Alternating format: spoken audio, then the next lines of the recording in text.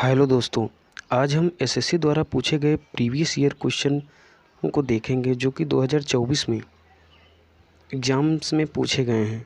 इस वीडियो में हम जीएस के इतिहास पोर्शन पर चर्चा करेंगे, जिसमें पूछे गए प्रीवियस ईयर प्रश्न और उनके उत्तरों पर को देखेंगे। यदि आप इन प्रश्नों को भलीपूर्वक पढ़ लेते हैं तब आपको एग्ज़ाम में काफ़ी सहूलियत होगी।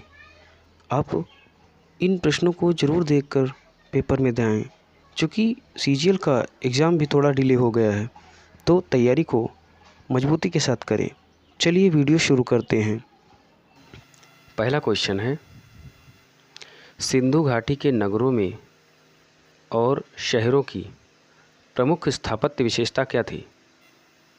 तो इसका सही जवाब आप गेस कर सकते हैं। इसका सही जवाब है दुर्ग।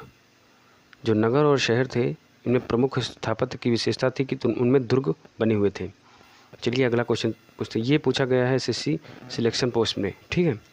अगला प्रश्न है, निम्नलिखित में से कौन सा भारतीय संस्कृति का सबसे बड़ा प्रारंभिक साहित्य अभिलेख है? इसमें आपका सही जवाब हो जाएगा आंसर नंबर बी, ठीक है। ऋग्वेद से हमें संस्कृति के विषय में प्रारंभिक जानकारी मिलती है। ये भी सिलेक्शन पोस्ट में पूछा गया 2024 में। अगला क्वेश्चन देखते हैं। वेदांग हिंदू धर्म के सहायक विषय हैं जो प्राचीन काल में उत्पन्न हुए हैं और वेदों के अध्ययन से जुड़े हैं। इनकी संख्या कितनी है? तो आपको पता होना चाहिए, वेदांगों की संख्या 6 है। षड्दर्शन, ठीक है, इनको कहते हैं। चलिए अगला क्वेश्चन देखते हैं। ऋग्वेद संहिता में कितने मंडल हैं?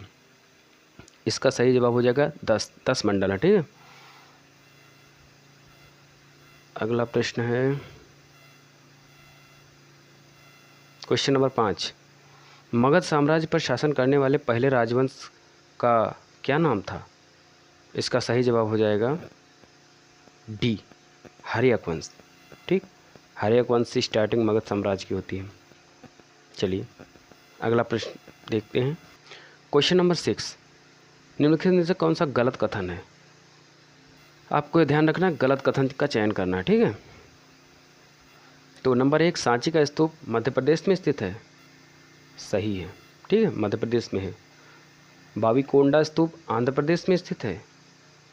ये भी सही है। धमेक स्तूप उत्तर प्रदेश में स्थित है। ये भी सही है। पिपरहवा का स्तूप जो है ये सिक्किम में स्थित है। ये आपका गलत हो जाएगा। तो आंसर आपका डी है, ठीक है, क्योंकि ये सिक्किम में नहीं है। अगला प्रश्न देखते हैं। क्वेश्चन नंबर 7, शैलेंद्र राजा जिनका भारतीय शासकों से घनिष्ठ संबंध था, निम्नलिखित में से किस धर्म के अनुयायी थे? इसका सही जवाब हो जाएगा ऑप्शन नंबर डी, बौद्ध धर्म से जुड़े हुए थे। क्वेश्चन 8, 5वीं शताब्दी में कई प्राचीन मार्शल आर्ट रूपों के विकास का श्रेय किस भारतीय बौद्ध भिक्षु को जाता है? इसका आप जवाब बताएंगे। इसका सही जवाब हो जाएगा बौद्ध धर्म, ठीक है। एक बौद्ध धर्म मूवी थी जिसमें आपको इसके विषय में जानकारी मिल सकती है। अगला प्रश्न है क्वेश्चन नंबर 9, गौतमीपुत्र सातकर्णी जिन्हें राजराजा और महाराजा की उपाधि मिली थी, निम्नलिखित में से किस राजवंश से संबंधित थे? ये आपको पता होना चाहिए, सातवाहन, ठीक है। अगला प्रश्न देखते हैं।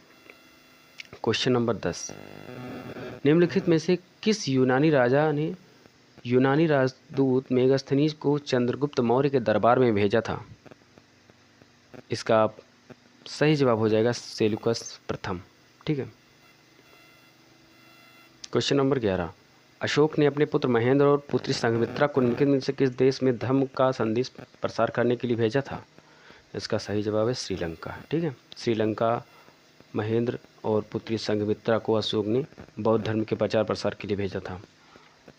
अगला प्रश्न 12 नंबर, निम्नलिखित में से शुंग वंश का संस्थापक था कौन? अंतिम मौर्य सम्राट की हत्या कर अपना राज्य स्थापित कर गया, ठीक है। ये है पुष्यमित्र शुंग जिसे कहते हैं, ठीक है। अगला प्रश्न देखते हैं। अगला प्रश्न,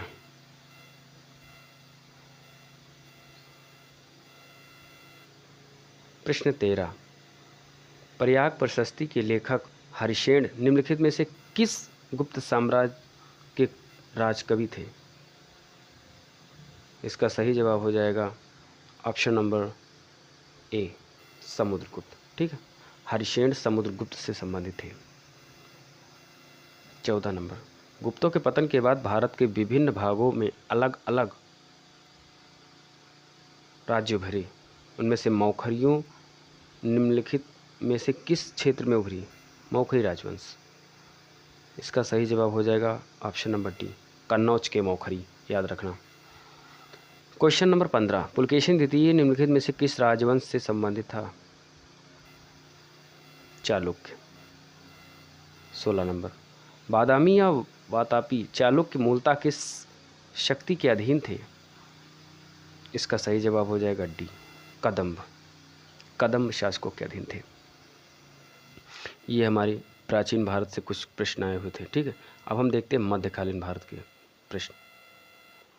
प्रश्न नंबर 1, निम्नलिखित में से किसे तूतीय हिंद के नाम से जाना जाता था? इसका सही जवाब हो जाएगा डी, अमीर खुसरो तूतीय हिंद। दिल्ली सल्तनत के दौरान भारत आने वाले इब्न बतूता किस देश के निवासी थे? मूलतः इसका सही जवाब हो जाएगा मोरक्को। ठीक, मोरक्को से आए थे। प्रश्न 3, निम्नलिखित में से किस विदेशी यात्री के अनुसार दिल्ली के लोग सुल्तान के अपर शब्दों से भरे पत्र लिखते थे, इसलिए उन्हें दंडित करने के लिए सुल्तान ने राजधानी को स्थानांतरित करने का फैसला किया? इसका सही जवाब हो जाएगा इब्न बतूता। इब्न बतूता के अनुसार उपरोक्त प्रश्न में दिए गए शब्द संबंधित है। ठीक है, प्रश्न नंबर 4, निम्नलिखित में से किस सुल्तान ने अपनी राजधानी दिल्ली से दौलताबाद स्थानांतरित की? इसका सही जवाब हो जाएगा ऑप्शन नंबर ए, मोहम्मद बिन तुगलक। ठीक, अगला प्रश्न देखते हैं। प्रश्न नंबर 5, किसके शासनकाल में मुगल साम्राज्य ने अपनी सबसे बड़ी क्षेत्रीय सीमाएं हासिल की थी? इसका सही जवाब है औरंगजेब। ठीक है, मुगल शासन का जो अंतिम सम्राट था प्रमुख औरंगजेब ही था, इसके बाद से उसका पतन होने लगा। प्रश्न नंबर 6, निम्नलिखित में से कौन अकबर के नवरत्नों में से एक था? इसका सही जवाब है तानसेन। ठीक, प्रश्न नंबर 7, निम्नलिखित में से कौन तानसेन के गुरु थे? इसका सही जवाब हो जाएगा डी, स्वामी हरदास। निम्नलिखित में से किस मुगल शासक ने शास्त्रीय हिंदू पौराणिक ग्रंथ रामायण और महाभारत का फारसी में अनुवाद कराया था? इसका सही जवाब हो जाएगा ऑप्शन नंबर ए, अकबर ने। ठीक है, प्रश्न 9, निम्नलिखित में से किस मुगल सम्राट के शासनकाल में मराठे मुगल की संप्रभुता के लिए एक बड़ी चुनौती थे? इसका सही जवाब हो जाएगा ऑप्शन नंबर बी, औरंगजेब। अगला देखते हैं प्रश्न नंबर 10, 11वीं शताब्दी में महमूद गजनवी के शासनकाल में स्थित एक छोटा सा शहर गजनवी के विशाल साम्राज्य की राजधानी बन गया? इसका सही जवाब है ए, अफगानिस्तान। ठीक, बहमानी साम्राज्य के अंतर्गत प्रांतों का प्रशासन किसके द्वारा किया गया? इसका सही जवाब है सी, खलीसा। ठीक है, बहमानी साम्राज्य के अंतर्गत प्रांतों का प्रशासन किसके द्वारा किया जाता था? तो इसका सही जवाब है तरफदार द्वारा होता था। ठीक है, चलिए नेक्स्ट क्वेश्चन नंबर 12, विजयनगर साम्राज्य में विभिन्न सांस्कृतिक क्षेत्रों के लोग शामिल थे, निम्नलिखित में से कौन सा क्षेत्र इसका हिस्सा नहीं था? इसका सही जवाब हो जाएगा ऑप्शन नंबर डी, मराठा नहीं था। ठीक है, प्रश्न 13, प्राचीन भारत का शहर वल्लभी 5वीं से 8वीं शताब्दी ईस्वी तक किस राजवंश की राजधानी था? इसका सही जवाब हो जाए मैत्रक। ठीक,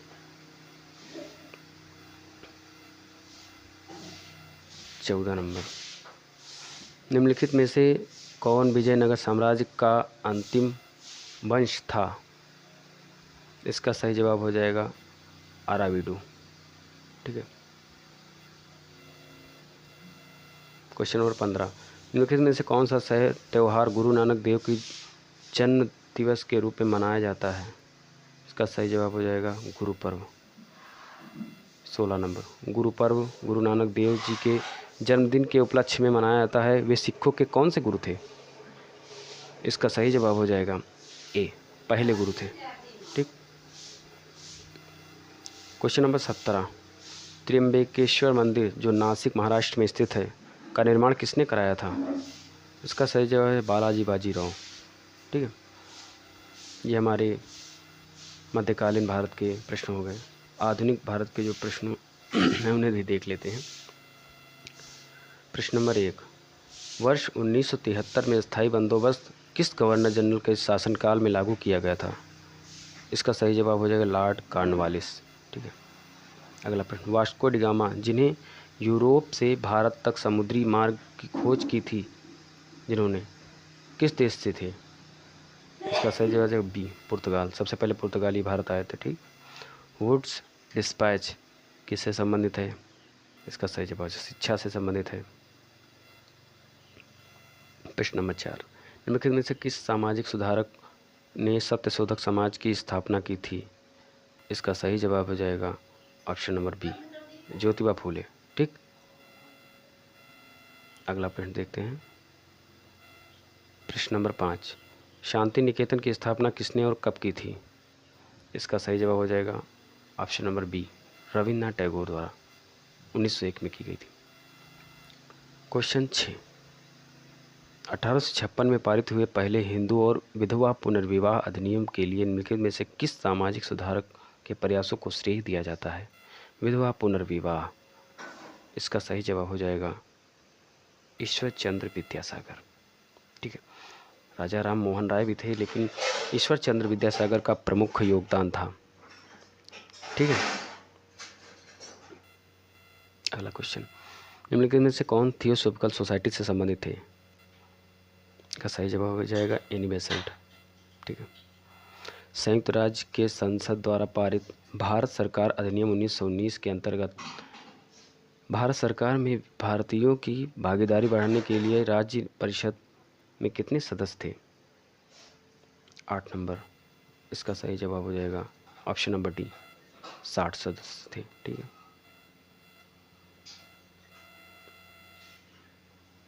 क्वेश्चन नंबर 9, भारत के निम्नलिखित में से किस गवर्नर जनरल ने विलय नीति तैयार की थी? इसका सही जवाब है बी, लॉर्ड डलहौजी। ठीक। क्वेश्चन 10, 1983 में निम्नलिखित में से किसने भारतीयों को अदालतों में यूरोपीय लोगों पर मुकदमा चलाने की अनुमति दी? सही जवाब हो जाएगा बी, इल्बर्ट बिल। 11 नंबर, ब्रिटिश शासन से पहले निम्नलिखित में से कौन सी भारतीय अर्थव्यवस्था की एक विशेषता थी? इसका सही जवाब हो जाएगा ऑप्शन नंबर बी, स्वतंत्र अर्थव्यवस्था। ठीक है। अगला प्रश्न 12 नंबर, निम्नलिखित में से किसने लोकप्रिय तेलुगु देशभक्ति गीत देश मन्नू प्रियमचुमन्ना मंची अन्नादी पेचमन्ना लिखा है, जिसका अर्थ राष्ट्र से प्रेम करो, अच्छाई बढ़ाओ है? इसका सही जवाब हो जाएगा ऑप्शन नंबर बी, गुरजाट अप्पा राव। प्रश्न नंबर 13, सारे जहां से अच्छा हिंदुस्तान हमारा किसने लिखा, जो 16 अगस्त 1904 को साप्ताहिक पत्रिका इम्तिहाद में प्रकाशित हुआ? इसको लिखा है मोहम्मद इकबाल ने। ऑप्शन नंबर ए सही।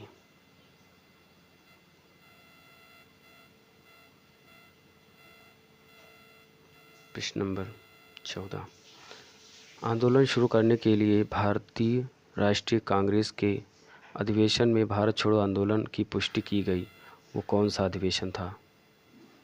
इसका सही जवाब है ए, मुंबई अधिवेशन। ठीक है। अगला प्रश्न, क्वेश्चन नंबर 15, निम्नलिखित में से किस शहर में महात्मा गांधी ने ब्रिटिश बागान मालिकों द्वारा लगाई गई नील की खेती के खिलाफ किसान आंदोलन का नेतृत्व किया? चंपारण। ठीक। 16 निम्नलिखित में से कौन भारत के गर्मपंथी स्वतंत्रता सेनानियों में से एक है जिनके लोकप्रिय लेखन कार्य the life divine, the synthesis of yoga और सावित्री है? इसका सही जवाब हो जाएगा option number D, Aurobindo Ghosh. ठीक, CHSL में पूछा गया है ये क्वेश्चन। अगला प्रश्न है, भारत में ब्रिटिश शासन के दौरान 1907 में जनवरी में भारत का झंडा किसने फहराया था?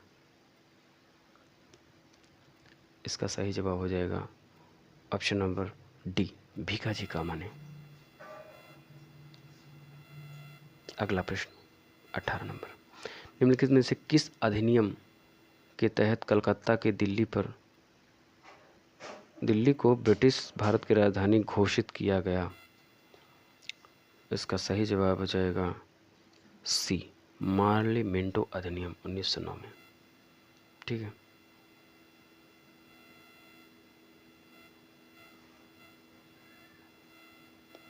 उन्नीस नंबर,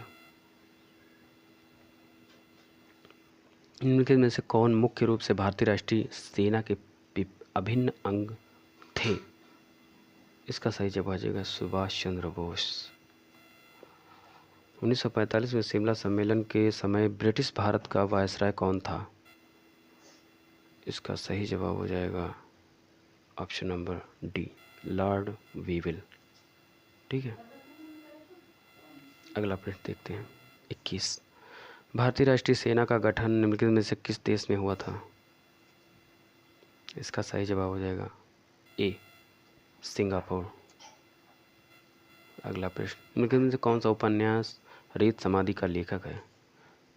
रेत समाधि के लेखक हैं Geetanjali Shree, option number B. अगला प्रश्न नेक्स्ट, प्रश्न नंबर 23 है, निम्नलिखित में से कौन सी पुस्तक अपने संबंधित लेखक के साथ गलत तरीके से जोड़ी गई है? मतलब आपको गलत छांटना है। इसमें हिंद स्वराज, महात्मा गांधी, ये सही है। गीतांजलि रविन्द्रनाथ टैगोर द्वारा लिखी गई है, ये भी सही है। The Discovery of India Subhash Chandra Bose ने लिखी है, ये गलत है। तो आपका सही जवाब हो जाएगा सी। ठीक है, why I am in atheist, ये भगत सिंह ने लिखी। क्वेश्चन नंबर 24, अपने धन का निकास वेल्थ, ड्रेन ऑफ वेल्थ सिद्धांत निम्नलिखित में से किसने कहा कि ब्रिटेन भारत को पूरी तरह खाली कर रहा है? ये कहा था हमारे दादा भाई नौरोजी जी ने। ठीक है, अगला प्रश्न 25 नंबर, ATM जैक्सन की हत्या में शामिल होने के कारण किसे फांसी दी गई थी? इस क्वेश्चन का सही जवाब हो जाएगा D, Krishnaji Gopal curve. CPU में पूछा गया है। लॉर्ड कर्जन ने विक्टोरिया मेमोरियल भवन के लिए किस वास्तुकार को नियुक्त किया? मतलब विक्टोरिया मेमोरियल भवन का वास्तुकार कौन था? इसका सही जवाब हो जाएगा ऑप्शन नंबर बी। ठीक है, विलियम इमर्सन। ठीक, क्वेश्चन नंबर 27, CGL 2024 में पूछा गया प्रश्न, ब्रिटिश भारत के किस गवर्नर जनरल ने राजा राम मोहन राय की सहायता से सती प्रथा को गैर कानूनी बताकर कानूनी तौर पर समाप्त करने में मदद की थी? इसका सही जवाब हो जाएगा option number D, Lord William Bentinck. ठीक है, 1929।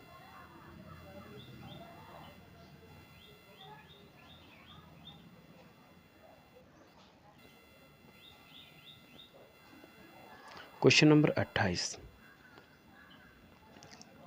लॉर्ड डलहौजी द्वारा अवध का अधिग्रहण किस वर्ष किया गया? इसका सही जवाब है 1856, ऑप्शन नंबर सी। CPU में पूछा गया है प्रश्न। क्वेश्चन नंबर 29, 1817 के खुर्दा विद्रोह का आयोजन किया गया किस क्षेत्र में? इसका सही जवाब है उड़ीसा। ठीक है, क्वेश्चन नंबर 30, अखिल भारतीय किसान सभा स्थापना 1936 राष्ट्रीय कांग्रेस अधिवेशन कहाँ हुआ है, जिसमें कि भारतीय किसान कांग्रेस के रूप में मान्यता दी गई थी। ये हुआ था लखनऊ में, ठीक है, 1936 का अधिवेशन।